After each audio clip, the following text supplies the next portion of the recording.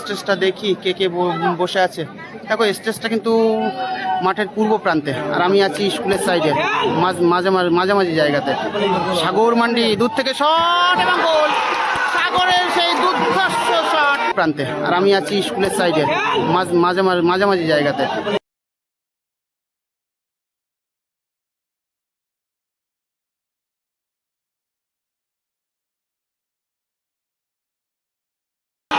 সাগরের সেই দুর্ধর্ষ শট, একটা পজিশন মতো জায়গা পেয়েছিল সাগর, এবং সেই সাগর মান্ডি তার দলকে আরো একটা গোল করে যেন জয়ের দোরগোড়ায় পৌঁছে দিল। নিজেদের মধ্যে এই যেন চোর পুলিশ খেলা।